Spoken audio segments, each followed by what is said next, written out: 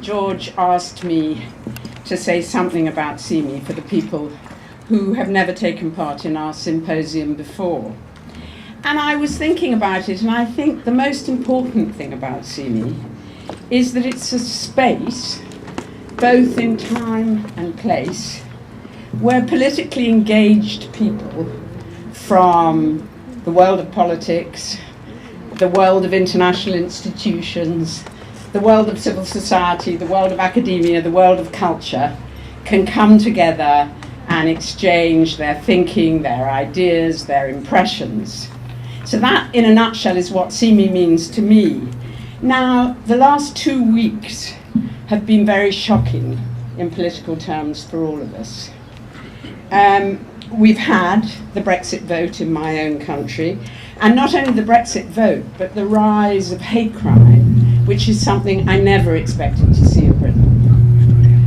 We had the terrible violence in the United States and in Dallas. And I really am afraid for our current situation. I think if Brexit goes ahead, it will mean the disintegration of Europe, and it will mean the disintegration of my own country, Britain. I have this feeling that I had at the beginning of the Yugoslav crisis, rather like probably the period just before the First World War, where every wrong step leads to another wrong step. And I think what's been so incredibly upsetting for us in Britain is the feeling that there's nobody in the political class who can steer us through this crisis. It is an existential crisis for Europe and for Britain, in my view, possibly for more. What happened at the moment of this greatest crisis, what has happened is that our political parties have descended into internal fighting. The very thought that the most likely person to become Prime Minister, Theresa May, is the person who is known for her opposition to the European Human Rights Act, although she said she will change her position, just tells you what a situation we face.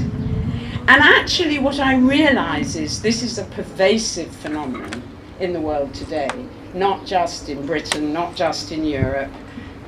Everywhere there is a huge distrust and even fear of the political class. I noticed that my friends from the Balkans, my friends from the Middle East, my friends from Africa said to me, well, join the club. Now you know how we feel. And so this is a very long way round of explaining what I think CIMI is about. What I think CIMI is about is bringing people together who care about the public interest, who care about Europe, who care about the world, who care about the future of society. And I think also, and I'd just like to add this, the setting is very important. Here we are in this wonderful amphitheatre. We are where all the great political ideas originated. All the great political ideas originated with the ancient Greek philosophers. You never have a new idea. You can always find it in Aristotle or somebody. And I think being in this setting, being here with our families in a very relaxed way, really gives us the opportunity to adapt, to recreate, to rethink those ideas for our time. So that, for me, is in essence what CIMI is about. Now, before I end, I'd like to say something about the topic of CIMI for this year. It's about migration. And I think we live nowadays in a world of mobility, which is actually something to be celebrated. We cannot control migration. Building borders, building walls, doesn't actually stop migration. What it does is to feed the smuggling business, feed the business of security technology and the deep state, encourage hatred and violence, legitimize rather than encourage hatred and violence. And above all, it increases the dangers and tragedies to the migrants themselves, what we see happening over the past 2 years here in this part of the Mediterranean. Now, one of the perhaps more positive side effects of the Brexit vote in Britain has been that we've all suddenly realised how precious freedom of movement is.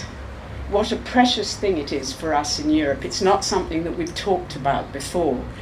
You know, there was a survey in the London School of Economics where I work that found that 47% of 18 to 24-year-olds actually cried the day after the referendum. Because we've got so used to this Europe of ours where we can work where we like, we can study where we like, we can travel where we like, we always have access to healthcare wherever we are. And the thought that that's going to be taken away from us, as one young person said to me, it's about freedom. Oh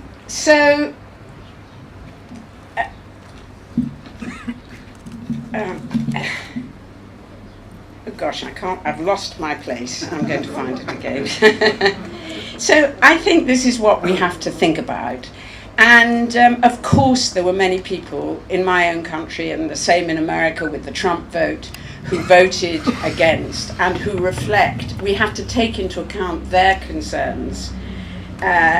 These are the people who've been left behind by deindustrialization. These are the people who are alienated and angry. These are the people who have been the victims of 3 decades of neoliberalism. And we really do have to think about not only how can we preserve freedom, how can we prevent this spiral of disintegration, but how can we do it in such a way that we include those people? And that, for me, is the big question for CIMI this year. This is what our agenda has to be about. It's not a little question, it's a huge question. And that's what we have to be able to do at CIMI. That's what we have the space to discuss. So I hope, apart from this very serious talk, you will actually enjoy what CIMI is, and the being here in the magic of these islands always makes you feel better, whatever is happening, and does make it possible for you to think in a reasonable, rational way. That's what we learn from the ancient Greeks. Thank you.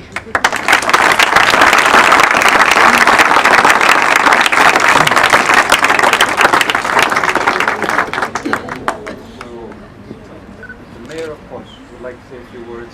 Wait, is he really have to say?